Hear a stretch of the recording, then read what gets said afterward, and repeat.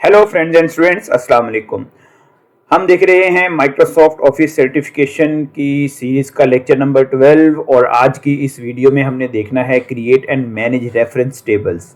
बहुत ही important question हैं ये भी, इसमें से भी कोई एक दो क्वेश्चन जो हैं वो एग्ज़ाम में आ जाते हैं। तो हम चलते हैं और देखते हैं कि पहले तो इस मॉड्यूल में आपको कौन सी चीज़ें जो हैं वो देखनी है और फिर बाद में हम उनको प्रैक्टिकली भी चेक करेंगे।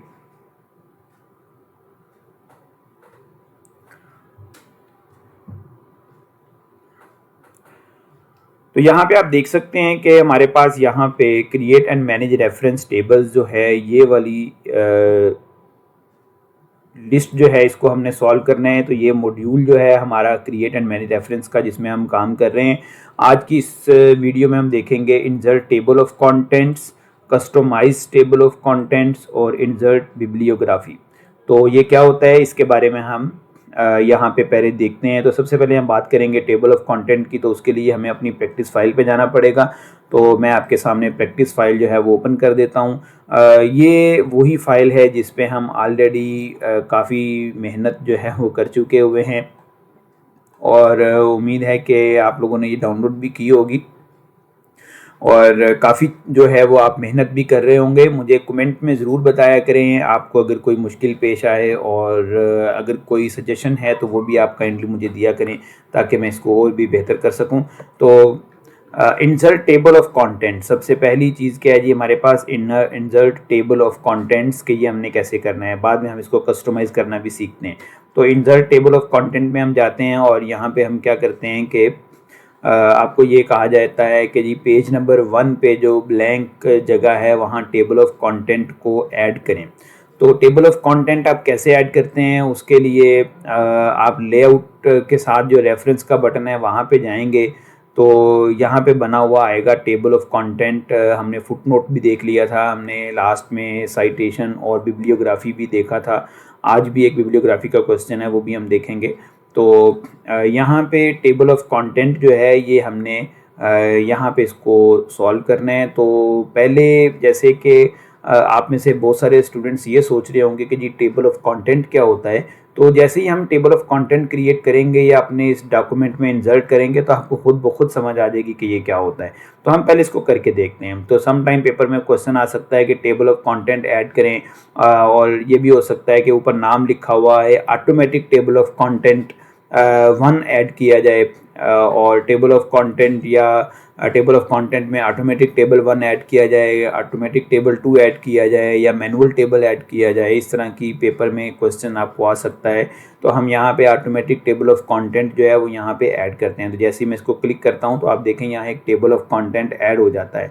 अब ये देख के ही आपको आइडिया हो गया होगा कि ये टेबल ऑफ कंटेंट बेसिकली क्या होता है। टेबल ऑफ कंटेंट होता है जी आपका कि आप मेंशन करते हैं कि आपका कौन कौन सी हेडिंग, कौन कौन सा चैप्टर कौन से पेज के ऊपर है।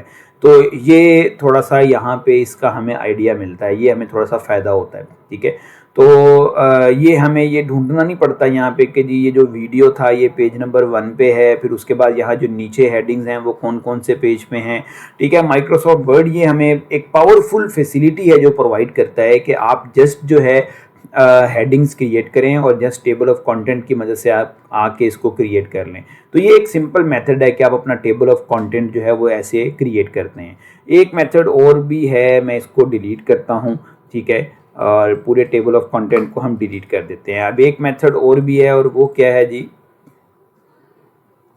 कि आप यहाँ पे टेबल ऑफ कंटेंट में आके कस्टम टेबल ऑफ कंटेंट जो है इसको भी अपना टेबल ऑफ कंटेंट जो है वो भी क्रिएट कर सकते हैं। ठीक है, तो वो आपको पूछ रहा है कि जी आपने टेबल ऑफ कंटेंट कैसा बनाना है, टैब लीडर क्या होगा, उसका फॉर्मेट क्या होगा, ये बहुत सारी चीज़ें यहाँ पे मौजूद हैं। ये भी हम एक एक करके देखते हैं, मैं आपको बताता हूँ। ठीक है, पहले हम एक सिंपल टेबल ऑफ कंटेंट दोबारा ऐड करते हैं। जैसे मैंने यहाँ पे एक टेबल ऑफ कंटेंट ऐड किया है। अब आप अगर गौर करें तो हम यहाँ पे टेबल ऑफ कंटेंट बनाते कैसे हैं। ठीक है, तो टेबल ऑफ कंटेंट बनाने के लिए मैं आपको एक और चीज़ बताता हूँ कि हम ऐसा करते हैं, एक नई फाइल क्रिएट करते हैं। नई फाइल क्रिएट करके हम इसको बनाते हैं, ताकि जब आप भी क्रिएट करना शुरू करें तो आप अपनी एक फ़ाइल क्रिएट करके इसके ऊपर वर्किंग करें। मैं यहाँ पे ऐसा करता हूँ कि हम टोटल 5 पेजेस ऐड कर लेते हैं। एंटर का बटन प्रेस करते जाएँ तो आप ये पेजेस ऐड करते जाएंगे, और हमने यहाँ टोटल 5 पेज ऐड कर लिए हैं। अगर आप देखें तो यहाँ पे 5 पेज आपको ये शो कर रहा है कि जी टोटल 5 पेजेस है यहाँ पे हमारे पास, ठीक है। और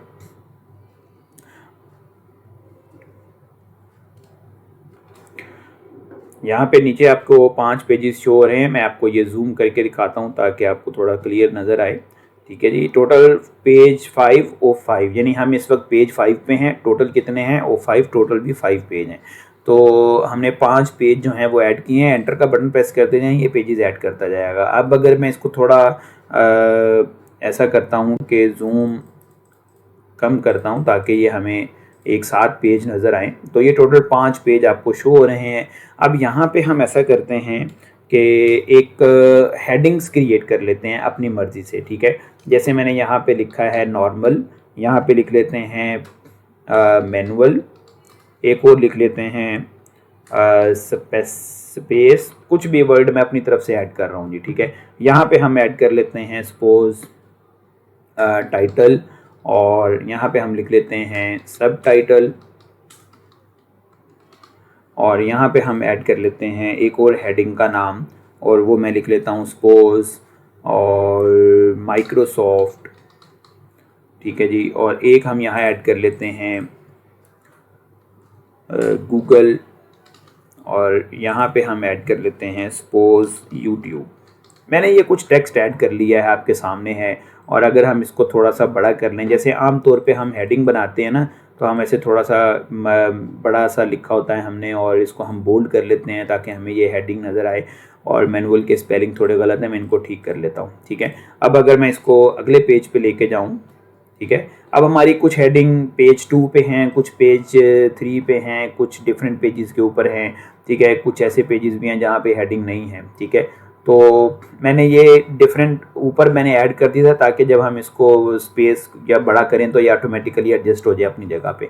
अब अगर मैं यहाँ टेबल ऑफ कंटेंट ऐड करता हूँ तो आप देखिएगा कि यहाँ टेबल ऑफ कंटेंट ऐड नहीं हो रहा है, लिखा हुआ है no table of content entries found. तो ये क्यों नहीं कर रहा? हमने तो हेडिंग बनाई हुई है यहाँ पे अपनी तरफ से, ठीक है। तो ये टेबल ऑफ कंटेंट ऐड क्यों नहीं हो रहा? इसका एक रीज़न है कि हमारी जो हेडिंग है, यहाँ पे मैंने टेबल ऑफ कंटेंट को रिमूव कर दिया है। असल में ये जो हेडिंग्स हैं ये प्रॉपर हेडिंग नहीं है, ठीक है। ये एक नॉर्मल टेक्स्ट कंसीडर किया जा रहा है। तो माइक्रोसॉफ्ट वर्ड जो है, ये आपका जो स्टाइल है डॉक्यूमेंट का, ये देखें यहाँ डॉक्यूमेंट स्टाइल है, ये हम आगे जाके चेक भी करेंगे। हम इसको प्रैक्टिस भी कर चुके हैं। मैं दोबारा बता देता हूँ कि यहाँ से हम अपने डॉक्यूमेंट के स्टाइल्स को चूज़ करते हैं। तो ये जो हेडिंग्स होती हैं बेसिकली यहाँ पे, ये हेडिंग आपकी इंडिकेट करती हैं कि आपने इसको यहाँ पे टेबल ऑफ कंटेंट में रखना है कि नहीं, ठीक है। तो हम यहाँ पे इसको हेडिंग 1 का नाम दे देते हैं, इसको हम हेडिंग 2 का नाम दे देते हैं, ठीक है। इसको हम सपोज़ हम यहाँ पे एक और लिख लेते हैं मे बी लाइक हेडिंग 3 कर देते हैं। ये हमने 3 हेडिंग कर दी। फिर इसको भी हम हेडिंग 1 कर देते हैं, इसको हम हेडिंग 2 कर देते हैं। यहाँ पे और भी हमारे पास हैं, ये हम हेडिंग 1 कर देते हैं, ये हम हेडिंग 1 कर देते हैं, और यहाँ पे भी मैं लिख देता हूँ हेडिंग 1। यहाँ पे जो हमारे पास हेडिंग है ये 1 2 3, ठीक है। और ऐसा मैं करने लगा हूँ कि यहाँ से जो हेडिंग 3 है, मैं इसको लेके जा रहा हूँ पेज नंबर 3 के ऊपर, ठीक है। ये अगले पेज पे चली गई है ना, यहाँ पे ये हेडिंग 3 है बेसिकली।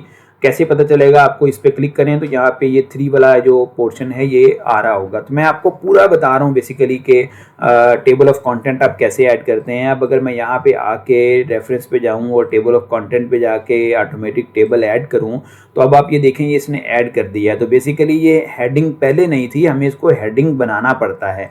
हम हेडिंग बनाने के बाद इसको मॉडिफाई कर सकते हैं यहाँ से जाके अपनी मर्जी से, तो कोई मसला नहीं है, ठीक है। अब ये हेडिंग हमारी बन चुकी है।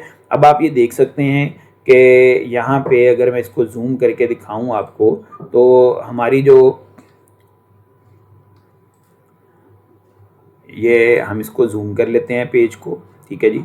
अब ये जो आपका एक हेडिंग है, फिर ये सेकंड हेडिंग है, फिर ये थर्ड हेडिंग है। तो उसने ये बताया है कि आपकी इसकी हेडिंग पेज 3 पे है, इसकी हेडिंग पेज 3 पे है, ये जो हेडिंग 3 है ये पेज 4 पे चली गई है, जिसको मैं अगले पेज पे ले गया था ताकि आपको शो किया जा सके कि हेडिंग 3 जो है वो अगले पेज पे है। तो ये लेवल भी शो कर रहा है आपको कि ये हेडिंग है, ये हेडिंग 1 है, ये हेडिंग 2 है, ये हेडिंग 3 है, ये हेडिंग 4 है, ठीक है। इस तरह ये अगले पेज पे चलती जाती हैं। तो इस तरह आप अपने डॉक्यूमेंट को हेडिंग बना के फिर आप उसका टेबल ऑफ कंटेंट क्रिएट कर सकते हैं। ये बात ध्यान रखिएगा कि हेडिंग बनी होनी लाजमी होती है, ठीक है। तो अब हम ऐसा करते हैं, अपने दोबारा डॉक्यूमेंट में वापस आते हैं और यहाँ पे जाके हम दोबारा कोई चेंजेस करते हैं, ठीक है। तो हम ऐसा करते हैं कि यहाँ पे कोई एक हेडिंग क्रिएट करते हैं इस रीडेबिलिटी के नीचे, और मैं यहाँ पे लिखता हूँ कि सपोज कवरेज, ठीक है। मैंने एक हेडिंग लिखी है। तो डेफिनेटली अगर मैं चाहता हूँ ये टेबल ऑफ कंटेंट में भी ऐड हो तो मुझे इसको नंबर लगाना पड़ेगा कोई भी, ठीक है। तो मैं इसको हेडिंग 2 बना देता हूँ, ठीक है। तो ये रीडेबिलिटी के अंदर है डेफिनेटली, तो ये रीडेबिलिटी की हेडिंग 2 होगी, ठीक हो गया जी। अब आप अगर गौर करें तो हमारे टेबल में हेडिंग तो ऐड हो गई है, लेकिन ये टेबल ऑफ कंटेंट में ऊपर ऐड नहीं हुई है, ठीक है। तो मैंने यहाँ पे जो हेडिंग बनाई है अभी आपको मैं दोबारा दिखा देता हूँ। रीडेबिलिटी के नीचे कवरेज जो मैंने हेडिंग बनाई है वो यहाँ पे नहीं आ रही है, ठीक है, यहाँ पे नहीं आ रही है। तो ये इसके लिए ये आपको थोड़ा सा शो करना होता है। मैं बताने का मकसद ये है कि आप जब हेडिंग ऐड कर देंगे तो यहाँ पे वो डिस्प्ले नहीं होगी, ठीक है। तो एक चीज़ आपने देख ली है स्टूडेंट्स के इंसर्ट टेबल ऑफ कंटेंट कैसा होता है। और टेबल ऑफ कंटेंट मैंने जस्ट आपको ये नहीं बता दिया कि बस आप ऐसे जाके ऐड कर लेंगे, मैंने आपको प्रॉपर बताया कि अगर आप कोई बिल्कुल न्यू डॉक्यूमेंट क्रिएट कर रहे हो तो उसमें आपको अपनी हेडिंग्स को हेडिंग 1, हेडिंग 2, हेडिंग 3 के लेवल्स में रखना होता है, then it will be add in table of content, ठीक है। आगे हमने बात करनी है कस्टमाइज टेबल ऑफ कंटेंट की, कि टेबल ऑफ कंटेंट को कस्टमाइज कैसे करते हैं, ठीक है। तो अब आप पहले तो हम ये देखते हैं कि सम टाइम पेपर में आपको ये क्वेश्चन आ सकता है कि जी अपने टेबल ऑफ कंटेंट को अपडेट करें। तो अपडेट का मतलब क्या होता है? इसका मतलब आप क्या देखेंगे जी, यहाँ से क्या हेडिंग पूरी हैं, क्या यहाँ पे कोई एक हेडिंग रह तो नहीं गई। जैसे कि इसमें आप देख सकते हैं कि हमारी एक हेडिंग यहाँ पे नहीं है, तो क्या हम यहाँ पे टाइप करेंगे? हमने तो ये टाइप करके नहीं लिखा हुआ, ये तो खुद ब खुद आया हुआ है। तो आप अगर गौर करें तो यहाँ अपडेट टेबल की ऑप्शन आ रही है, ठीक है।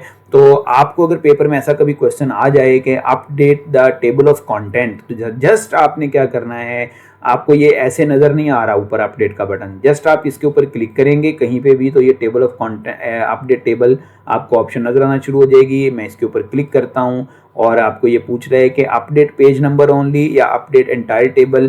तो हम इसको एंटायर टेबल को अपडेट करेंगे और इसको ओके करते हैं। तो अब आप ये देखें, ये रीडेबिलिटी के नीचे जो हेडिंग 2 थी वो यहाँ पे आ चुकी है। तो हेडिंग 2 मैंने अभी आपको बताया है कि थोड़ा सा उसका लेवल आगे होता है, ठीक है। तो इस तरह हम अपने डॉक्यूमेंट के अंदर जो है वो टेबल ऑफ कंटेंट को अपडेट भी करते हैं। तो ये वहाँ पे हेडिंग 2 ऐड कर देने से हेडिंग यहाँ पे ऐड नहीं हो जाएगी, बल्कि हमें इसको अपडेट करना पड़ेगा, ठीक है। अब एक दो चीज़ें यहाँ पे हमने देख ली हैं और सपोज़ मैं एक काम और करता हूँ कि हम यहाँ पे से कोई एक हेडिंग जो है वो रिमूव कर देते हैं। जैसे सपोज़ हम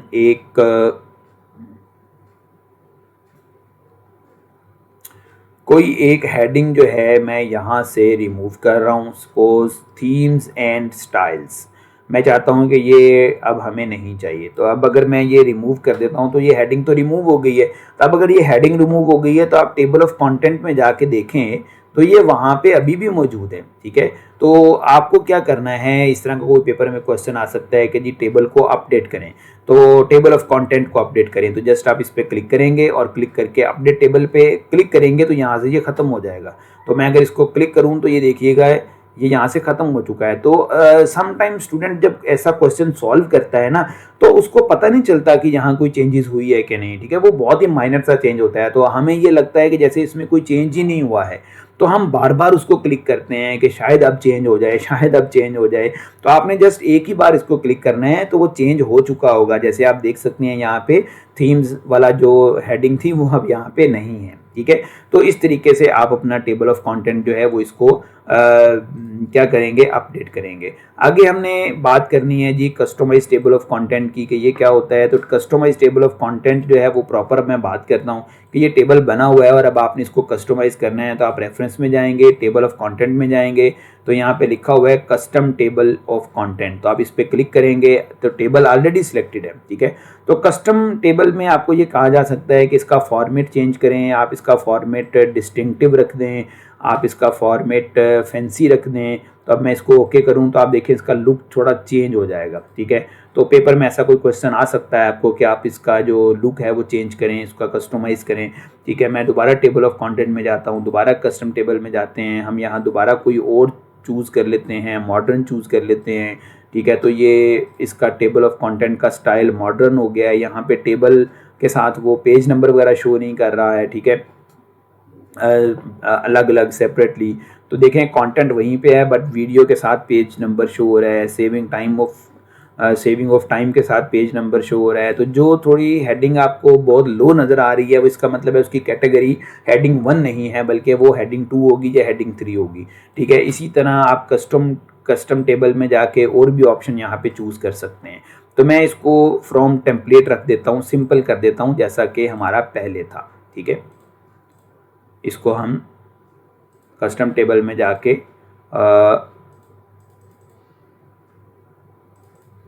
कौन सा था जी हमारा,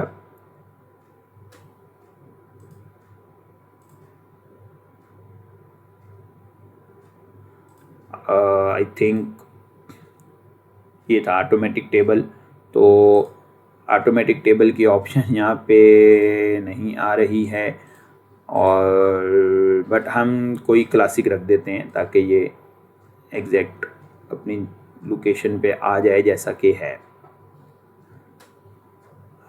और आई थिंक मैंने कुछ मिस्टेक कर दी हैं but I am doing undo ताकि ये वापस अपनी ओरिजिनल शेप में आ जाए, ठीक है। ये ओरिजिनल शेप में लाने का मकसद ये है कि थोड़ा रीडेबिलिटी इसकी बढ़ जाती है।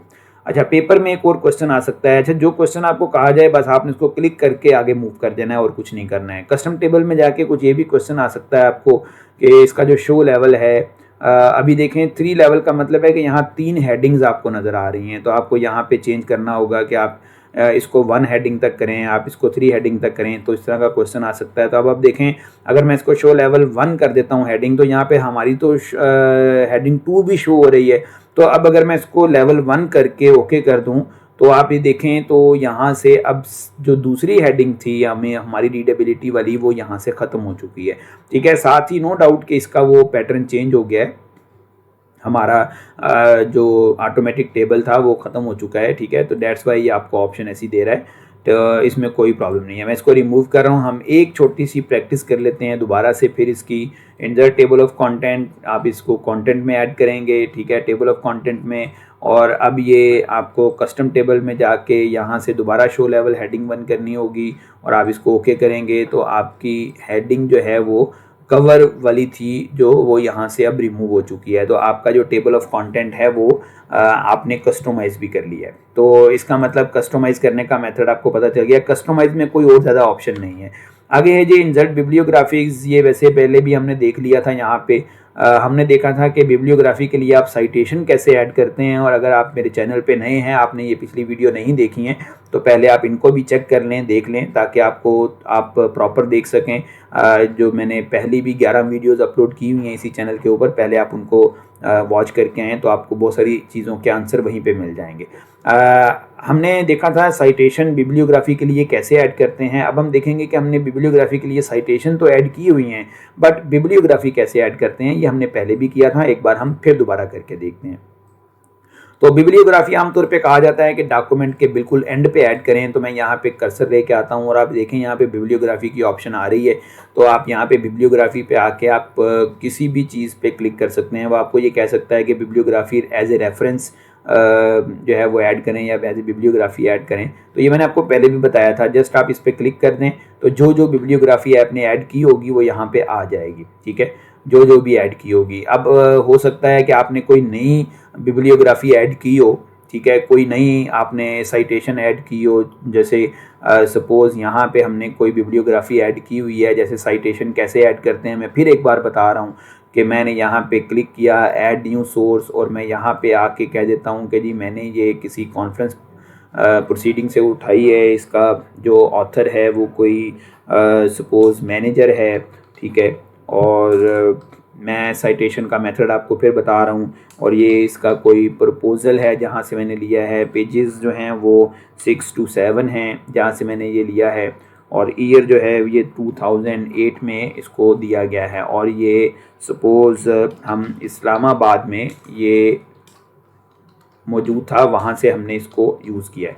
तो ये मैंने ओके कर दिया। अब ये बिब्लियोग्राफी जो है वो साइटेशन मैंने ऐड कर लिया है, बट ये मैनेजर 2008 वाला जो प्रपोज़ल है ये यहाँ पे नहीं आ रहा। तो आपको इस तरह का पेपर में क्वेश्चन आ सकता है कि जो बिब्लियोग्राफी ऐड की हुई है इसको अपडेट करें, तो आप जस्ट यहाँ पे अपडेट पे क्लिक कर दें तो वो ऑटोमेटिकली यहाँ पे आ जाएगा। जैसे हमने अभी टेबल ऑफ कंटेंट को ऐड किया है, तो अगर टेबल ऑफ कंटेंट को अपडेट करना हो तो वो भी यहाँ से होगा, और अगर आपने बिब्लियोग्राफी को अपडेट करना हो तो वो भी यहाँ से होगा। और इंसर्ट कैसे करेंगे वो हम यहाँ से साइटेशन वाली जगह से आके यहाँ से ऐड करेंगे। तो साइटेशन बेसिकली रेफरेंस ऐड करने के लिए होता है, और उन रेफरेंसेस को इकट्ठा एक जगह पे शो करना वो बिब्लियोग्राफी कहलाता है, जो आप बिल्कुल पेज के या अपने डॉक्यूमेंट के एंड पे रख देते हैं। तो स्टूडेंट्स थोड़ी सी वीडियो लेंथी है, लेकिन मैंने बहुत ही डिटेल में बताया है ताकि किसी किस्म की कन्फ्यूजन ना रहे। आप एक एक चीज़ को खुद भी प्रैक्टिस करके देखिएगा, और अगर आपको वीडियो अच्छी लगी है तो लाइक भी कीजिएगा और अपने दोस्तों के साथ भी शेयर करें। और अभी तक अगर आपने चैनल को सब्सक्राइब नहीं किया तो जल्दी से सब्सक्राइब कर दें, ताकि आगे आने वाली वीडियोज़ जो हैं वो भी आपको मिल सकें, और बेल के आइकन को प्रेस कर देंगे तो आपको नोटिफिकेशन भी मिलते रहेंगे। इंशाल्लाह see you in next video students, अपना ख्याल रखिएगा। अल्लाह हाफिज़।